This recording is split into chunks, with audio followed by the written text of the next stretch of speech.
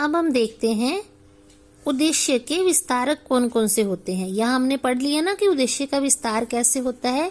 तो उद्देश्य का विस्तार किन किन तत्वों द्वारा किया जा सकता है।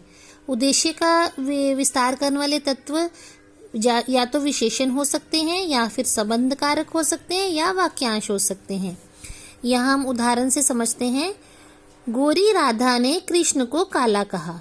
यहाँ बात किसकी हो रही है? राधा की, जिसने कृष्ण को काला कहा है। तो यहाँ राधा उद्देश्य है, लेकिन राधा की विशेषता क्या है कि वो गोरी है। तो ये गोरी शब्द राधा का विशेषण है। तो विशेषण ने राधा यानी उद्देश्य में विस्तार किया यहाँ पे। ठीक है, बाकी का जो वाक्य है विधेय हो गया। अब ऐसे है संबंध कारक।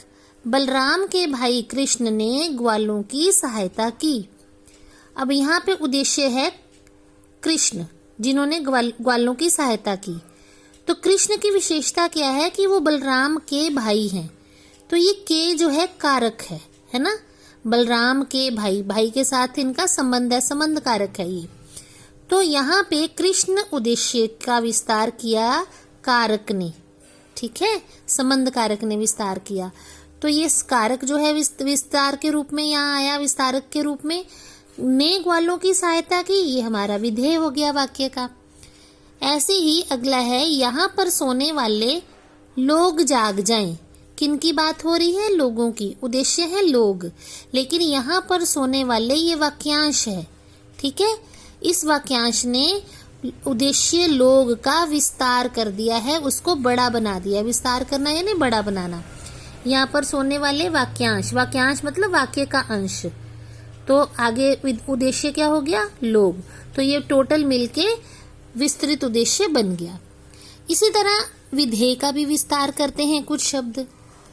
मूल विधेय को पूरा करने के लिए जिन शब्दों का प्रयोग किया जाता है वे विधेय का विस्तार कहलाते हैं। जैसे सुरेश अपने पेन से लिखता है। अब ये सुरेश उद्देश्य है, ये अपने पेन से लिखता है, ये हमारा है विधेय, ये जो वाक्य है।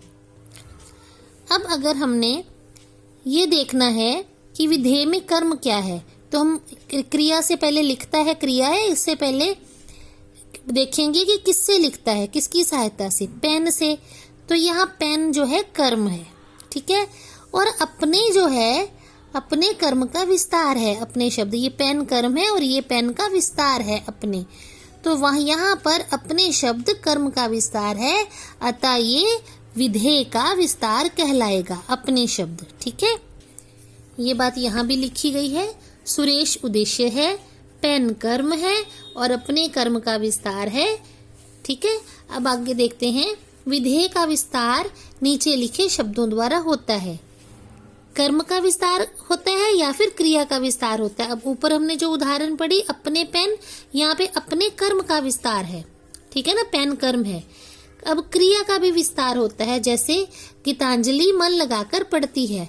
अब यहाँ पढ़ने की क्रिया है, क्या पढ़ती है नहीं पता, तो यहाँ पे कर्म नहीं है, ये अकर्मक वाक्य है। गीतांजलि उद्देश्य आ गया, गीतांजलि की बात हो रही है, गीतांजलि करता है क्रिया करने वाली, तो ये उद्देश्य है। कैसे पढ़ती है? अब कैसे का अर्थ क्या है? मन लगाकर। तो ये मन लगाकर जो शब्द है ये क्रिया का विस्तार है, क्योंकि इसने पढ़ने को विस्तृत अर्थ में बताया है। यहाँ पर मन लगाकर क्रिया पढ़ना की विशेषता बता रहा है। ठीक है ना, तो हमारा ये या तो कर्म का विस्तार होता है विधेय में, या फिर क्रिया का विस्तार होता है। अब हम आगे देखते हैं अर्थ के अनुसार वाक्य के प्रकार। अब वाक्य के प्रकार दो तरह से होते हैं, एक तो अर्थ के अनुसार, एक रचना के अनुसार।